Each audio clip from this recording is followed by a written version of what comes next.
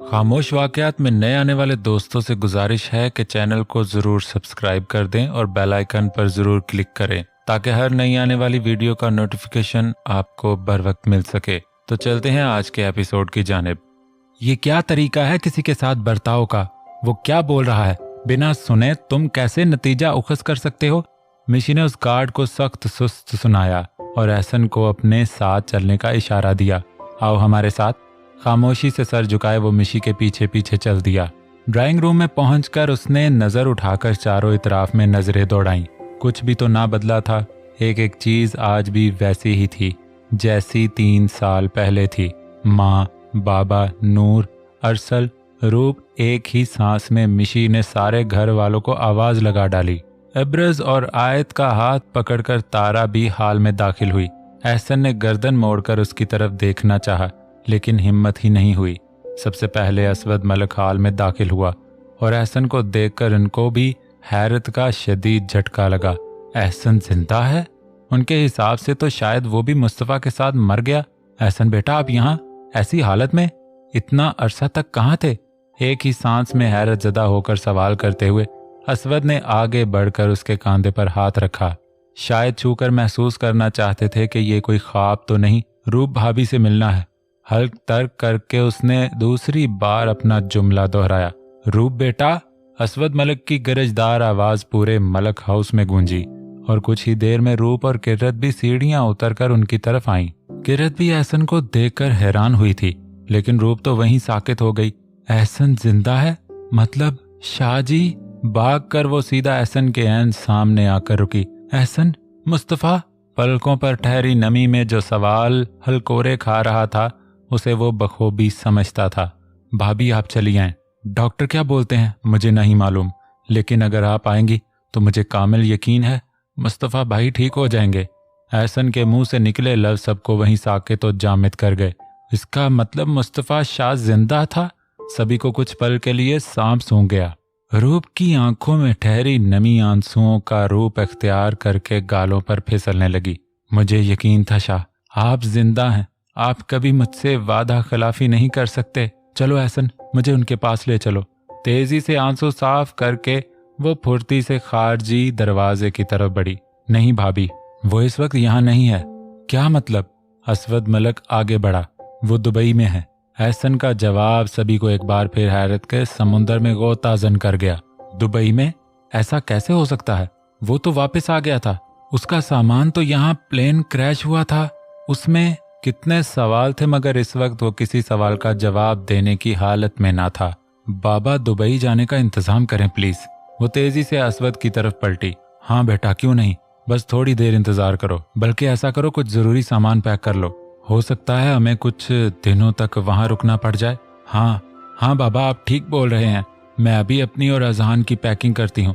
फुर्ती से एक बार फिर वो सीढ़ियां चढ़ती अपने कमरे की तरफ मुड़ी। किरत ने आंखों में नमी लिए एहसन की तरफ देखा जो उनकी बेटी की खुशियों की नई नवीयत लाया था। जितनी एक्साइटमेंट आज रूप के अंदाज में थी, पिछले 3 साल से इतनी तेजी उसने शायद ही किसी चीज में दिखाई हो। अरसल उसका खराब हाल देखकर अपने साथ ले गया ताकि फ्रेश होकर कोई अच्छे कपड़े जेब तन कर सके। पूरे घर में एक ऊधम सा मच गया था। अजहान एक तरफ सोफे पर बैठा ये सारी कार्रवाई मुलाहिजा फरमा रहा था। ज्यादा कुछ उसकी समझ में तो नहीं आया लेकिन इतना जरूर अंदाजा हो गया था कि सब लोग कहीं जाने की तैयारी कर रहे हैं। वो फ्रेश हुआ तो खुद को काफी हद तक पुरसकून महसूस करने लगा। आज इन लोगों के दरमियान आकर उसे अपनों का एहसास तो हो रहा था लेकिन उसके साथ साथ अपनी हालत देखकर एहसास कमतरी ने भी आन घेरा था। सब लोग खुश थे कि मुस्तफ़ा शाह जिंदा है। हर कोई अपने अपने काम में लग गया था। कोई अपना सामान पैक कर रहा था तो कोई उस पैकिंग में मदद कर रहा था।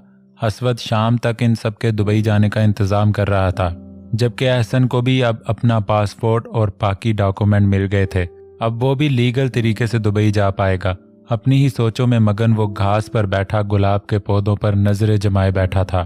तभी किसी ने आस्तगी से उसके सामने खाने के लवाजमात से भरी ट्रे रखी। हैरत से सर उठाकर मुकाबिल मौजूद इंसान की तरफ देखा। नजरें उठी और कुछ पल के लिए पलटना भूल गई। वो तारा ही थी, छोटी सी आफत जो इन 3 सालों में उसके अंदर बहुत तब्दीली आई थी। छोटा सा कद लंबा हो गया था। पहले की बनिस्बत अब वजन में कुछ कमी आई थी। नैन नकूश भी भर गए थे। सर पर सलीके से दुपट्टा ओढ़े वो वाकई बड़ी बड़ी लग रही थी।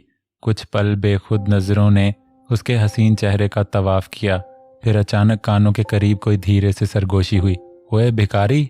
यकदम नजरों का जाविया ऐसे बदला जैसे उसे कोई करंट लगा हो। वो कौन था? क्या औकात थी उसकी? अगर मुस्तफ़ा शाह ने उसे सड़क से उठाकर घर में जगह दे दी थी तो इसका मतलब ये बिल्कुल भी ना था कि वो औकात से ज्यादा ख्वाब देखे। वो सच में तारा थी, अपने भाइयों की जान, सारे खानदान की चहेती। वो कोई शहजादी ही तो थी जो सिर्फ हुक्म चलाने और राज करने के लिए बनी थी। भला इसका और एक बेनाम शख्स का क्या मुकाबला। खाना खा लो। ना महसूस तरीके से उसके सामने ट्रे रखकर वो खामोशी से जा चुकी थी। उसने एक नज़र खुदा की नेमतों से सजी ट्रे की तरफ देखा। कितने खुशकिस्मत थे ये लोग जो खुदा हर रोज़ इन्हें इज्जत की रोटी देता है। इस खाने को देखकर उसे वो सारा वक्त याद आया जब वो सड़कों से अमीरों का फेंका हुआ खाना खाता था। कभी कभी तो दिन में एक ही वक्त खाने को मिलता था। पासपोर्ट ना होने की वजह से पुलिस से बचने के चक्कर में कई दिन भी भूखा रहना पड़ा। न चाह कर भी न जाने क्यों खाने को देखकर वो रो पड़ा। दिल ने शिद्दत से बच्चों की तरह बिलक बिलक कर रोने की ख्वाहिश जाहिर की, मगर वो चाह कर भी अपने दिल की ख्वाहिश को अमली जामा नहीं पहना सका। लेकिन आंसू अभी भी बह रहे थे। सतून के पीछे छुपकर खड़ी तारा जो कब से उसे ही तके जा रही थी, उसके आंसू देखकर खुद भी रो पड़ी। वो क्यों रो रही थी ये तो उसे मालूम न था। बस इतना मालूम था, एहसन की हालत देखकर शायद उसे सबसे ज्यादा तकलीफ हुई थी। वो आज से 3 साल पहले वाला एहसन कब लग रहा था, जिसे देखकर उसकी हम उम्र और उससे बड़ी लड़कियां आपस में चाय मगोइयां करती थी। सर से पांव तलक शायद किसी ने उसका नक्शा ही बदल कर रख दिया था। तपा सता चेहरा, जख्म ज़दा हाथ पांव, फटे कपड़े, एक एक शय उसकी खस्ता हाली की चीख चीख कर गवाही दे रही थी। ना जाने इन सालों में उसके साथ क्या बीती थी, लेकिन उसकी हालत देखकर इतना समझ गई थी जो भी इन सालों में उसके साथ हुआ था वो मलक हाउस के गम से कहीं बढ़कर था। उसे रोता देखकर दिल ने शिद्दत से जाकर उसे तसल्ली देने की ख्वाहिश जाहिर की, मगर अब ये नामुमकिन था। बचपन और नादानी का दौर ख़त्म हो गया था। अब वो उम्र के एक ऐसे पड़ाव में कदम रख चुकी थी जहां उसके निगाह उठाकर देखने को एक अलग नजरिए से देखा जाता था। कुछ पल बाद शायद रोकर उसे कुछ सब्र आ गया था। तभी खाने की ट्रे अपनी गोद में रखकर वो खाना शुरू कर चुका था। यहाँ तारा को भी कुछ तसल्ली और सुकून हुआ। शुक्र है वो कुछ खाने लगा था। धीमा सा मुस्कुराकर वो खामोशी से अब अंदर चली गई। नूर की हेल्प भी करवानी थी। आखिरकार उसका भाई जिंदा था। रूप की तरह वो भी बहुत एक्साइटेड थी। रात के 11 बजे वो सब लोग दुबई के एक शानदार होटल में ठहरे थे और उसी वक्त बिना आराम किए रूप ने मुस्तफ़ा के पास जाने की जिद बांध ली थी। असवद ने उसकी तवज्जो इज़हान की तरफ दिलवाई, मगर वो उसे भी अपने साथ ले जाने पर बज़िद थी। एहसन खामोशी से ये सारी तकरार सुन रहा था। एक तरह से असवद भी ठीक बोल रहा था, लेकिन इस वक्त उसे सबसे ज्यादा रूप का फैसला दुरुस्त लगा। कुछ भी था, मुस्तफ़ा शाह को इस वक्त शायद अपने बेटे और बीवी की ही जरूरत थी। इस भरी दुनिया में उनके अब बस यही चंद रिश्ते रह गए थे। भाभी, मैं आपको लिए चलता हूँ। आखिरकार उसे दरमियान में बोलना ही पड़ा। असवद ने गहरी सांस लेकर उसकी तरफ देखा और खामोशी से इन दोनों की तरफ देखा। सोए अजहान को कंधे से लगाकर वो इन दोनों से पहले फ्लैट से बाहर निकल आया। रूप के चेहरे पर भी मुस्कुराहट आन बिखरी। ये एक तरह से रजामंदी थी। हस्पताल का मंजर रात के पहर में भी दिन जैसा समा ही पेश कर रहा था। कई राहदारियां अबूर करके वो तीनों आखिरकार इस कमरे के सामने आन रुके जहां मुस्तफ़ा शाह पिछले 3 साल से एडमिट था। एहसन ने दरवाज़ा खोला। रूप का दिल इतनी जोर से धड़का कि मानो अभी उछलकर हल्क में आ जाएगा। पूरे वजूद में ठंडी ठंडी लहरें दौड़ने लगी। दिल किसी गहरी खाई में डूबकर दोबारा उभरा। इतने वक्त में दरवाज़ा पूरी तरह खुल चुका था और ऐन सामने बेड पर मुस्तफ़ा शाह दुनिया व माफिया से बेगाना आंखें बंद किए गहरी नींद में डूबा था। चेहरे की शादाबी कहीं खो गई थी। हल्की हल्की शेव पहले से काफी हद तक बढ़ चुकी थी। सेहतमंद वजूद पहले से कमजोर लग रहा था। आंखों में मिर्चियां सी घुलने लगीं। दिल दर्द से भर आया। उसके शाह जी इतनी तकलीफ में थे और वो आज तक बेखबर थी। दिल ने बारहा उसके जिंदा होने का शक जाहिर किया था, वही बस दुनिया की बातों पर चुप बांधे बैठी रही। शाहजी, सिर्फ गुलाबी लबों में हल्की सी जुम्बश हुई। तुम अंदर जाओ, मैं और एहसन यही इंतजार करते हैं। बिना बोले ही असवद ने अपनी बेटी की मुश्किल आसान कर दी थी। अजहान अभी भी सो रहा था। उसे कंधे से लगाए असवद और एहसन बाहर रखी चेयर पर बैठ गए। वो आहिस्ता आहिस्ता कदम उठाती बेड के करीब आई। नजरें यकटिक मुस्तफ़ा शाह के चेहरे का तफाफ कर रही थीं। वो सरापा सामने है, इस्तारे मुस्तरद, चांद, जुगनू, फूल, खुशबू और सितारे मुस्तरद। आस्तगी से बेड के किनारे पर टिककर वो कुछ देर यूं ही टिकटिकी बांधे उसे घूरती रही, लेकिन नजरों की प्यास बुझने का नाम ही नहीं ले रही थी। आंखें दोबारा नम हुई, मगर आंसू छलकने से पहले ही वो धीरे से मुस्तफ़ा शाह के कांधे पर सर रखकर खामोश आंसू बहाने लगी। ना कोई शिकवा ना शिकायत, बस गरम गरम सियाल आंखों से बह रहा था। शायद ये इन सालों में लोगों के दिए गए तानों, अजीब नजरों का गुबार था। बहुत देर हो गई है शाह, आप इतने वक्त से सो रहे हैं, अब बस उठ जाएं। आपको पता भी नहीं इन सालों में क्या से क्या हो गया है। वो कुछ तौक़ुफ़ के लिए खामोश हुई। क्या पता कोई रिस्पॉन्स आए। उठ जाए ना, आप अपनी एंजल की बात नहीं सुनेंगे। उसकी तरफ से कोई रिस्पॉन्स न देकर आखिरकार उसने मुस्तफ़ा शाह के चेहरे को दोनों हाथों में थाम कर झंझोड़ डाला। उठ जाएं प्लीज़, बहुत सब्र आजमा लिया आपने हम सबका, अब मज़ीद तंग नहीं करें। आंसू अब और भी शिद्दत से बह रहे थे। भला उसे मुस्तफ़ा शाह के इस खामोश रवैये की कब आदत थी। वो तो एक बार पुकारती थी और वो हवा के घोड़े पर सवार होकर आया करता था, और आज वो बुला रही है मगर वो चुप का गुड़ खाए बेखबर सो रहा था। मुस्तफ़ा, देखें, आपने बोला था कि मैं रोऊं नहीं, आप मुझे रोता नहीं देख सकते ना। तो अब मैं पिछले 3 साल से रो रही हूँ, अब आप मुझे चुप नहीं करवाएंगे, नहीं डांटेंगे? बोले ना शाह, अगर अब एक भी आंसू मेरी आंख से निकला तो मुझसे बुरा कोई नहीं होगा। वो बच्चों की तरह बिलक बिलक कर रो रही थी। उसे गहरी नींद से उठ जाने का बोल रही थी। रो रो कर हिचकी भी बंद गई थी, लेकिन वो नहीं उठा। कितनी ही उम्मीदें दिल में मुजतमा किए वो यहाँ आई थी, लेकिन मुस्तफ़ा शाह को बेसुदो हरकत पड़े देख सारी हिम्मत जवाब दे गई। काफी देर बाद असवद उसे घर ले गया। वो जाना तो नहीं चाहती थी, लेकिन अजहान की वजह से जाना पड़ा। फ्लैट पहुंचते ही नूर उन सब के सर हो गई। रूप के जाने पर वो खामोशी से वहीं रुक गई थी, लेकिन जब तक वो लोग वापस नहीं आ गए, जले पैर की बिल्ली की तरह कितनी ही बार उसने फ्लैट का अहाता माप डाला। रूप का मुरझाया चेहरा उसका दिल दहला गया, मगर असवद ने उसे सब ठीक हो जाने का दिलासा दिया। आज पहली बार एहसन को भी कुछ सुकून नसीब हुआ था, मगर हकीकी सुकून तो तब आएगा जब मुस्तफ़ा शाह बिल्कुल ठीक हो जाएगा। मुस्तफ़ा शाह की गंभीर हालत ने सबको सोच में डाल दिया था। जहां उसके जिंदा होने की खबर पर अब कुछ उम्मीदें बंधी थीं, वहीं असवद को उसकी सीरियस कंडीशन ने सोच में डाल दिया था। डॉक्टर ने भी कोई खातिर खा जवाब नहीं दिया था। क्या एक बार फिर मुस्तफ़ा शाह उनकी बेटी की जिंदगी में आकर दोबारा चला जाएगा? वो तो अभी तक पहले दुख से नहीं उबर पाई थी। अगर अब मुस्तफ़ा को कुछ हो गया तब उसका क्या हाल होगा? ये सोच ही कितनी सुहाने रूह थी। दिल ने शिद्दत से मुस्तफ़ा शाह के ठीक हो जाने की दुआ की, क्योंकि उसकी जिंदगी से उनकी बेटी और नवासे की खुशियां जुड़ी थीं। चाहे कुछ हो जाए, एक मासूम से उसका बाप दूर ना हो। सुबह होते ही नाश्ता करके सभी लोग दोबारा हस्पताल आ गए। इस बार सिर्फ रूप और एहसन नहीं, बल्कि नूर और अरसल भी आए थे। हादी और हिबा को किरत के पास पाकिस्तान ही छोड़ आए थे। इसी वजह से वो दोनों ही कुछ पुरसकून थे, जबकि अजहान हैरतज़दा कल से आज तक के दरमियान होने वाली कार्रवाई को बड़ी गौर से मुलाहजा फरमा रहा था। मम्मा, हम डैड के पास आए हैं। आखिरकार असवद की गोद में बैठे बैठे उसने वो सवाल कर ही डाला जो कल से उसके दिमाग में पिनप रहा था। हाँ बेटा, हम आपके डैड के पास आए हैं। ओह वाओ मॉम, डैड मुझे देखकर कितना खुश होंगे। अब मैं भी डैड के साथ फुटबॉल खेलूंगा। रूप के हामी भरने की देर थी। अजहान की खुशी का कोई ठिकाना न रहा। मिनटों सेकंडों में प्लान बनाना भी शुरू कर दिए।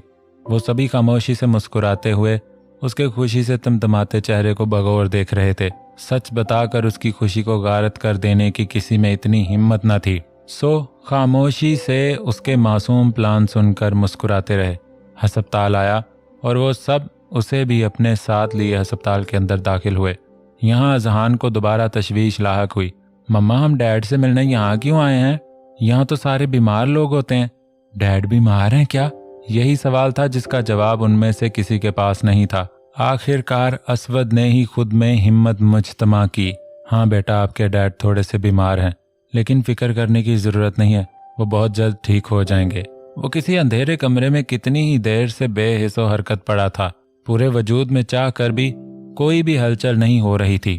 थक कर उसने आंखें मौन ली। तभी कोई सफेद रंग की चुंधिया देने वाली रोशनी उसकी तरफ बढ़ी। आहिस्ता आहिस्ता कोई इस रोशनी को चीरता हुआ उसकी तरफ बढ़ रहा था। चंद पलों बाद जब आंखों की रोशनी उस तेज रोशनी से मानूस हुई, वो इंसान भी पहचान में आ गया जो रोशनी को चीरता उसकी तरफ बढ़ रहा था। इससे कुछ दूरी के फासले पर वो रोशनी और इंसान वहीं रुक गए। दादाजी! शम्स शाह को देखकर वो बच्चों की तरह खुशी से चहक उठा। साथ ही गहरे दुख ने भी आन घेरा। सॉरी ग्रैंडपा, मैं आपको बचा नहीं सका। मैंने अपनी बहुत कोशिश की थी, मगर पता नहीं कैसे वो मेरी आंखों के सामने रोमान ने बेकसूर होते हुए भी वो अपनी सफाई दे रहा था। शम्स शाह उसकी आंखों में नमी देखकर धीमा सा मुस्कुराए। कोई बात नहीं मेरे बच्चे, मैं जानता हूं तुम्हारा कोई कसूर नहीं है। आओ, मैं तुम्हें अपने साथ ले जाने आया हूं। शम्स शाह ने उस रोशनी के दायरे में खड़े खड़े ही अपना हाथ उसकी तरफ बढ़ाया।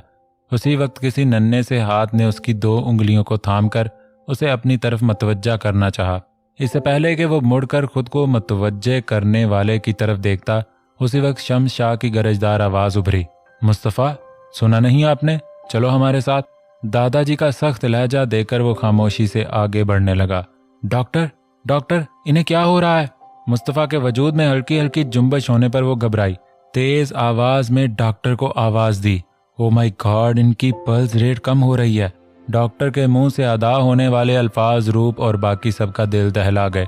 झटके से सबने स्क्रीन की तरफ देखा, जहां टेढ़ी मेढ़ी लाइन अब धीरे धीरे सीधी हो रही थी। ये नज़ारा सभी के हाथ पांव फुला गया। डैड! अजलान बेड के पास खड़ा मुस्तफ़ा की 2 उंगलियां हाथों में थामे खड़ा था। मुस्तफ़ा भाई! नूर और रूप दोनों एक साथ उसकी तरफ बढ़ी, मगर उसका वजूद धीरे धीरे बेजान हो रहा था।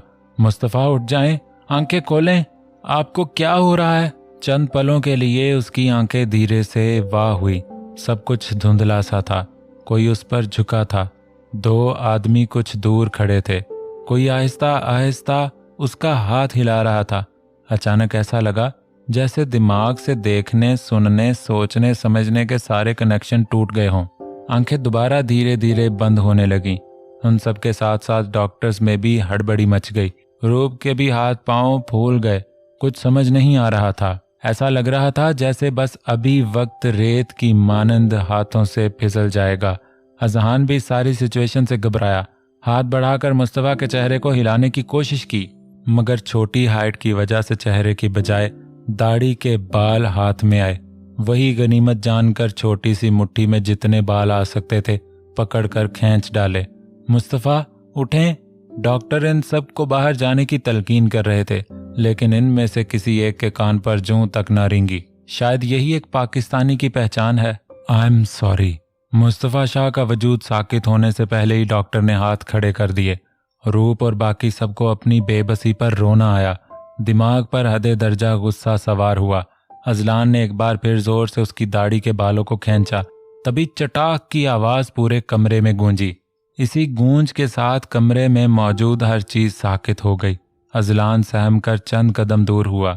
भला पहले कब अपनी माँ को किसी पर हाथ उठाते देखा था? डॉक्टर्स ने हैरत से उस शोला ज्वाला बनी हसीन मूरत की तरफ देखा, जिसके खतरनाक इरादे देखकर वो सब चंद कदम दूर हो गए। असवद, नूर, अरसल और बाकी सब कुछ पल के लिए सदमा लग गया। अजलान भी मुंह खोले कभी अपने डैड और कभी अपनी माँ की तरफ देख रहा था। ये क्या किया तुमने? सबसे पहले असवद हैरत के समुंदर से बाहर आया। जो मुस्तफ़ा शाह की गाल पर जन्नाटेदार थप्पड़ जड़ने के बाद अब दोबारा रोने का शुगल फरमा रही थी। मुस्तफ़ा शाह का वजूद साकित हो गया था। बाकी सबको जैसे सांप सूंघ गया हो। रूप नीचे नजरें किए अभी भी रो रही थी। तभी आहिस्ता आहिस्ता मुस्तफ़ा शाह के वजूद में हल्की हल्की जुम्बश होने लगी। आस्तगी से आंखें खोलकर उसने सबको एक नज़र देखा।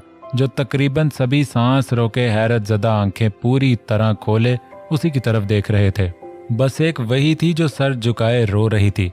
पूरा वजूद बेजान सा महसूस हो रहा था, लेकिन न जाने क्यों दाएं गाल से गरम गरम सेक निकल रहा था। बोलने के लिए लब वाह किए मगर हल्क में जैसे कांटे उगे हों। लब वाह हुए मगर आवाज हल्क से निकलने से इनकार कर गई। भाई।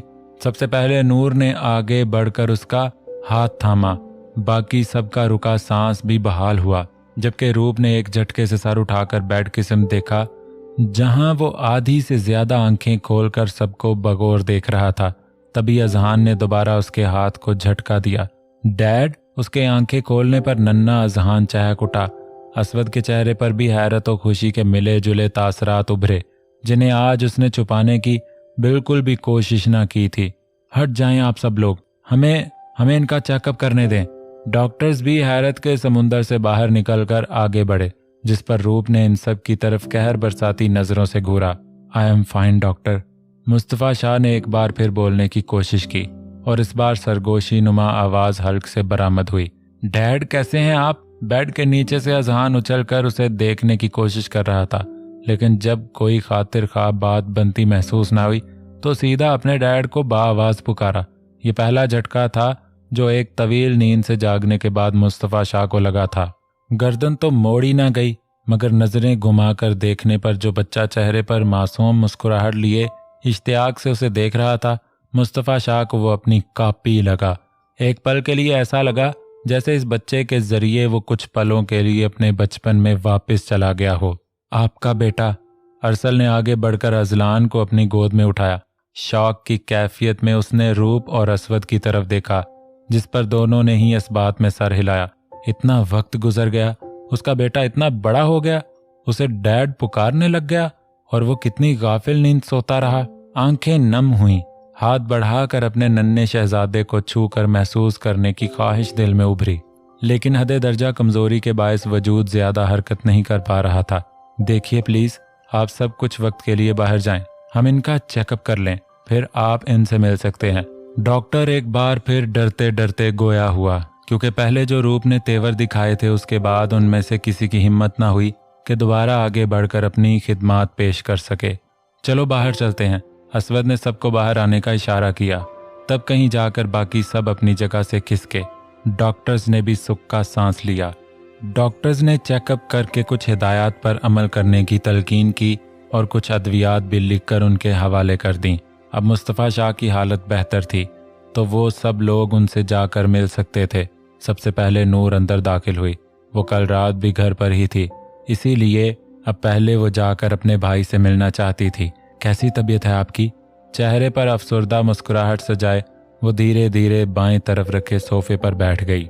मैं ठीक हूँ, तुम सुनाओ, सब ठीक है ना? जब मैं गया था तब तुम पूरी तरह ठीक नहीं हुई थी। मैं ठीक हूँ भाई, आप कैसा फील कर रहे हैं? आंखों में नमी लिए वो अपने भाई की तरफ देखने से भी गुरेज कर रही थी। मुबादा उसका जब्त टूटे और वो फूट फूट कर रो दे। अगर वो रोई तो सबसे ज्यादा तकलीफ उसके भाई को ही होगी। मैं खुद में बहुत खाली खाली सा एक अनदेखी खला महसूस कर रहा हूँ। ऐसा लग रहा है बहुत वक्त गुजर गया है। मेरा एक बेटा है, कितना बड़ा हो गया है, मुझे डैड बुलाने लग गया है, और मैं इन सबसे बेखबर यहाँ पड़ा हूँ। भाई आपको उदास होने की जरूरत नहीं है। जो कुछ भी हुआ इस पर किसी का कोई इख्तियार नहीं था। और हाँ, आप पापा नहीं बल्कि मामू जान भी बन गए हैं। अब वो थोड़ा मुस्कुराई थी, जबकि एक बार फिर मुस्तफ़ा को हैरत ने आन घेरा। सच कह रही हो? वो उदास था कि वक्त रेत की मानंद उसके हाथों से फिसल गया था, लेकिन इससे ज्यादा वो खुश भी था। इन दोनों को मैं उनकी नानी के पास छोड़कर आई हूँ। वो कुछ और भी बोल रही थी, लेकिन मुस्तफ़ा की सुई लफ्ज दोनों पर अटक गई थी। कितना अरसा हो गया है मुझे बीमार हुए? वो सवाल गो था, मगर उसे अपनी ही आवाज कहीं दूर से आती महसूस हो रही थी। नूर भी कुछ पल के लिए खामोश हुई। 3 साल हो गए हैं भाई। इन 3 सालों में सब आगे बढ़ गए हैं, मगर भाभी आज भी वही हैं। उन्हें दुखी हम नहीं देख सकते थे। जब जब हम अजहान की तरफ देखते थे, हम सबको शिद्दत से एहसास होता था कि हम सब किस कदर बेबस हैं। चाह कर भी हम इन दोनों के लिए कुछ नहीं कर सकते थे, लेकिन आज आपका जिंदा होना कुदरत के किसी करिश्मे से कम नहीं है और इसके लिए हम सभी जितना खुदा का शुक्र अदा करें उतना कम है। क्या बातें हो रही हैं? अरसल हाथ में मोबाइल पकड़े अंदर दाखिल हुआ। उसका हंसता मुस्कुराता चेहरा देखकर मुस्तफ़ा शाह भी धीमा सा मुस्कुराया। और बताओ नूर, ये तुम्हें ज्यादा तंग तो नहीं करता? बीमार होने के बावजूद वो मसनूई खतरनाक तासरात सजाए अरसल को घूरने लगा। एक पल के लिए अरसल ने नूर की सिमत देखा जिसके चेहरे पर नॉर्मल तासरात थे। उम्मीद है आपको आज की एपिसोड पसंद आई होगी। तो लीजिए, मुस्तफ़ा शाह भी जिंदा हो गया है। तो आज की इस एपिसोड पर तो ज्यादा से ज्यादा लाइक्स भी बनते हैं और कमेंट्स भी बनते हैं, तो करते जाइए। तो फिर मिलते हैं आगे सेकंड लास्ट एपिसोड के साथ। अपना बहुत सारा ख्याल रखें, सब्सक्राइब करें चैनल को और वीडियो को लाइक करें, कमेंट बॉक्स में कमेंट ज़रूर करें। अल्लाह हाफिज़।